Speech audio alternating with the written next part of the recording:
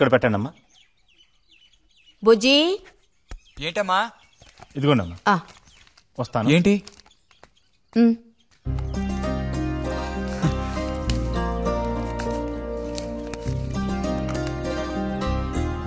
వాచా? ఏంటి టెలిగ్రామ్ వచ్చిందా? కాదు, క్లాస్ వస్తే వీళ్ళ నాన్నగారు వీడికేదో బహుమతి కొనిస్తానన్నారు, అదే పంపించారు. అది సరే, క్లాస్ వచ్చినందుకు వీడికి కాదు వదినా, మీకు ఇవ్వాలి బహుమానం. ఎదురా చూపించు. ఎలా ఉంది చిన్న? Seeko 5 first class watch. చూడమ్మా. చాలా బాగుంది నాన్న. గిన్నెలో నీళ్లు పడుతున్నట్టు సౌండ్ వస్తుంది. బాగుందిరా, ఇదిగో వేసుకో. వెళ్దామా?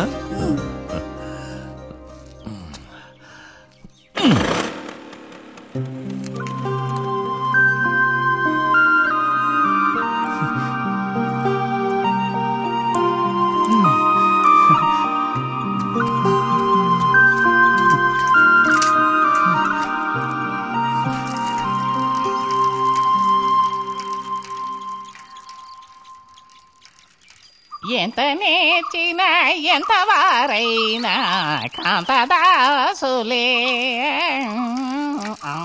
అరే, తెగిపోయిన గాలిపటంలా ఎటు బయలుదేరావు? కొత్త వాచ్ చూసావా?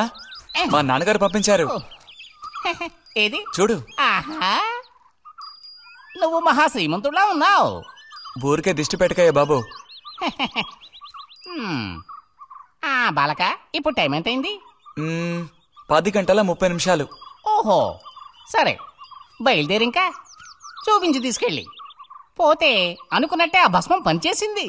పాపం, అనుభవించే యోగం నీకు లేదు. యోగం ఉన్నవాడికి దక్కబోతోంది. అర్థం కాలేదా? పిల్లని చూడటానికి వచ్చారు.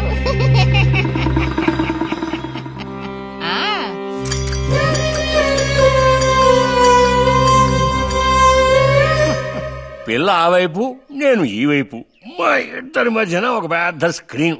నాకు పిల్ల కాలు మాత్రమే కనిపిస్తోంది. పిల్ల కనపడడం లేదేమిటా నేను దిగాలు పడిపోయాను. ఇక ఆ పిల్ల తల్లిని చూశారు, మంచి విగ్రహ పుష్టి. పిల్లను శాంతం చూడాలని నేను ఆవిడతో గట్టిగా చెప్పగలనా?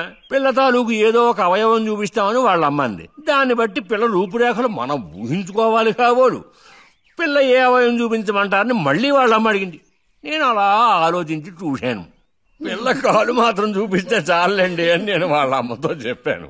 కారణం, శ్రీరాముడు సీతాదేవిని చూడడానికి వెళ్ళినప్పుడు దశరథుడు కూడా ఇలాంటి ప్రశ్నే వేసేట.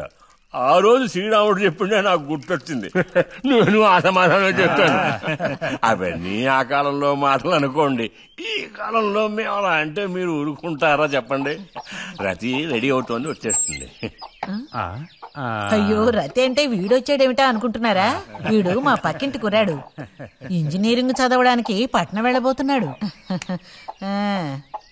మంచి కుర్రాడు, ఉంచిందలేస్తాడు, సిగ్గు ఎక్కువ.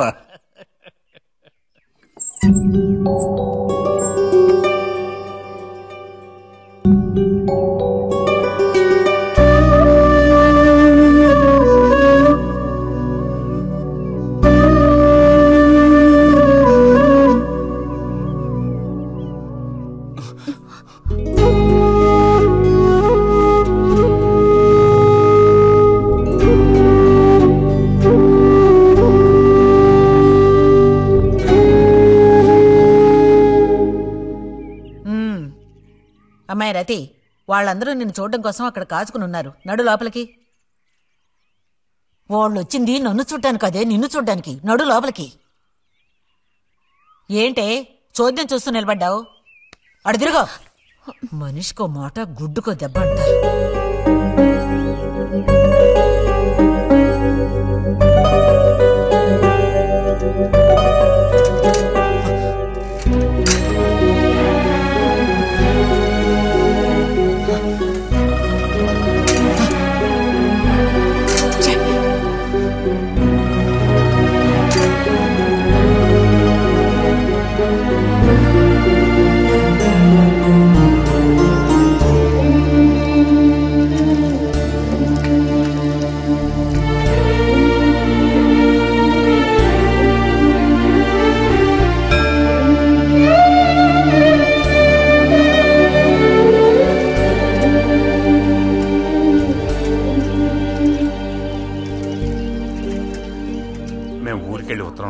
అలాగే అలాగే వెళ్ళొస్తామండి. మంచిది, వెళ్ళిరండి.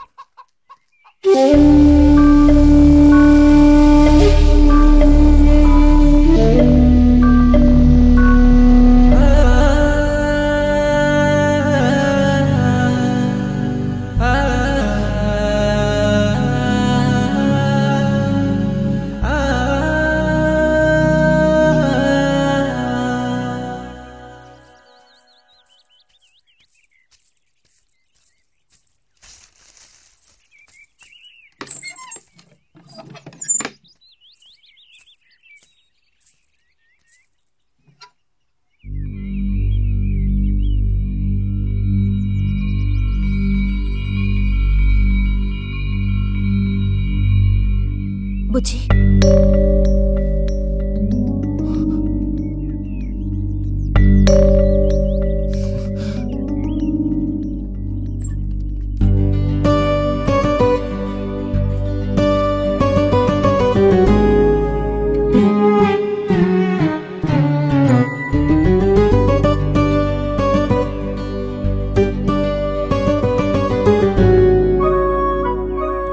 వాళ్ళ పెళ్లి చూపులకు వస్తే నీకెందుకు నా మీద కోపం? దానికి నేను బాధ్యురాలిని కానుగా. అయితే మరి ఎందుకని అతని ముందు నుంచున్నావు? వెళ్ళి నుంచుంటే ఇంకేముంది, నీకు పెళ్లి అవుతుంది. చేసుకున్నాక ఇలాగే అంటావా నేనే బాజురాలని?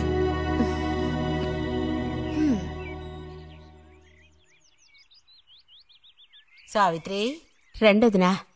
ఇదిగో మా అన్నయ్య నీళ్ళు నవ్వులుతున్నాడు గాని నీకు చెప్పడానికే నాకు మాత్రం ఆ అబ్బాయి బాగా నచ్చాడు. వాళ్ళు అసలు అమ్మాయికున్న సర్పదోషం గురించి పట్టించుకోనే లేదు. ఏదో ఉన్నంతలో అమ్మాయికి ఏ కొరత రాకుండా చూసుకునే స్తోమత ఉంది కదా. అదుంది. మరి అప్పుడైతే ఇక దేని గురించి ఆలోచించక్కర్లా. వచ్చిన అతనికి నువ్వు నచ్చావా? నచ్చుండొచ్చు. అతను నీకు నచ్చాడా? ఎవరు? వచ్చిన అతను నచ్చలేదు. ఇష్టం లేని వ్యక్తితో నువ్వెలా కాపురం చేయగలవు? అలాంటి అతన్ని ఎందుకు పెళ్లి చేసుకోవడం? ఎవరన్నారు నేను అతన్ని పెళ్లి చేసుకుంటానని? చేసుకోవా? చెప్పు, చేసుకుంటా లేదా?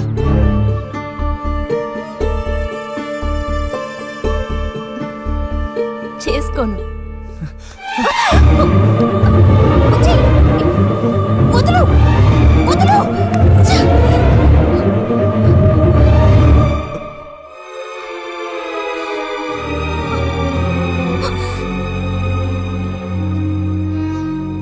ఇంటికి పదవే.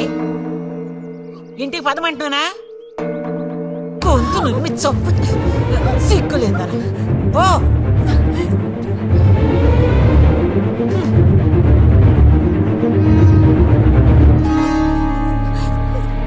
ఏంటమ్మా, ఏమైంది వదినా? నీ సుపుత్రుని అడుగు. ఇలా చూడు, ఇవాళతో అన్ని తెగిపోయాయి. నా కూతురు నేను అదుపులో ఉంచుకుంటాను. నీ కొడుకు గనక మళ్ళీ నా గడప తొక్కాడో తర్వాత ఏం జరుగుతుందో నాకే తెలీదు.